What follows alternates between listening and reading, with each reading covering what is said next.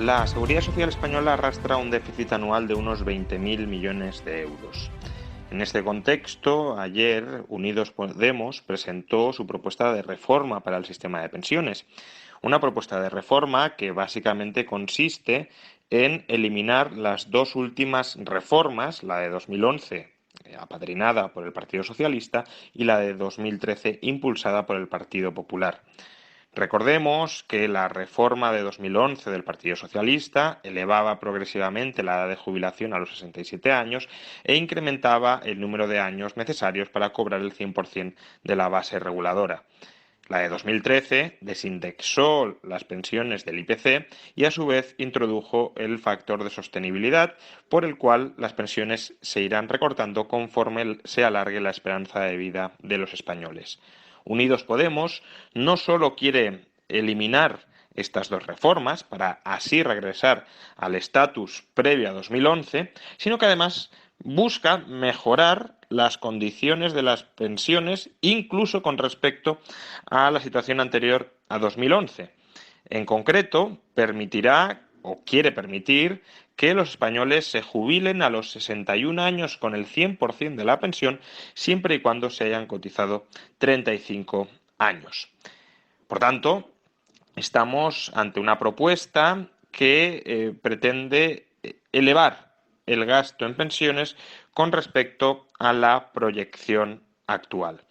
¿Y cuál es la proyección actual? Pues bien, si atendemos a la demografía más esperable de España, que es algo que para lo que no hay que lucubrar demasiado, dado que las personas que tengan que estar trabajando en el año 2050 tienen que haber nacido ya o estar a punto de nacer, y a menos que haya una revolución natalista en los próximos años, nos vamos a encontrar con que en el año 2050 va a haber aproximadamente un trabajador por pensionista en el mejor de los casos. ¿Qué supone esto? Pues que si eliminamos las dos últimas reformas de las pensiones, que en realidad eran formas de recortar las pensiones para que el gasto de la seguridad social no se disparara, si eliminamos las dos últimas reformas de las pensiones, en el año 2050 el gasto anual en pensiones superará el 21% del Producto Interior Bruto.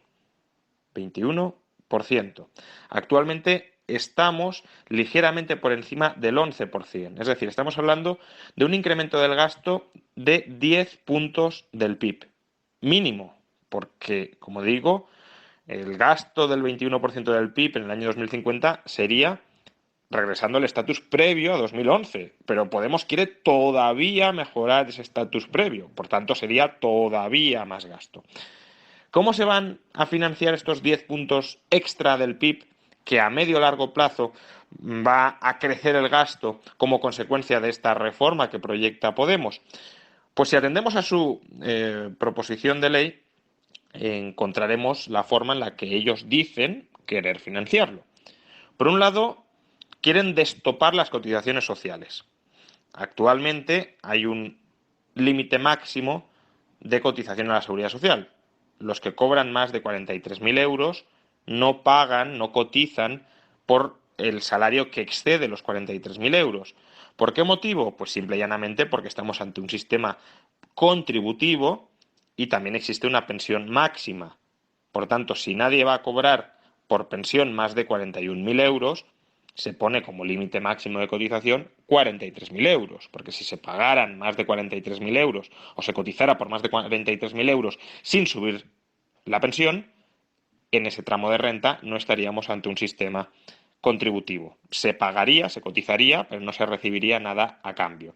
Pues bien, Podemos quiere destopar las cotizaciones sociales sin, eso sí, elevar las pensiones máximas. Por tanto, es una mordida absoluta a los trabajadores que ganan más de 43.000 euros, que son justamente los trabajadores más cualificados, que son aquellos, por tanto, que serían expulsados por por esta enorme subida impositiva.